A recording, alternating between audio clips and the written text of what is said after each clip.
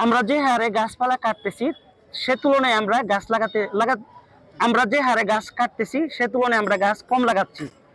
আমাদের মাননীয় প্রধানমন্ত্রী যে 25 কোটি গাছ লাগানোর স্বপ্ন, এটা একার পক্ষে ওনার যতটা সহজ, আমরা যদি এগিয়ে আসি তাহলে আরো সহজ হবে।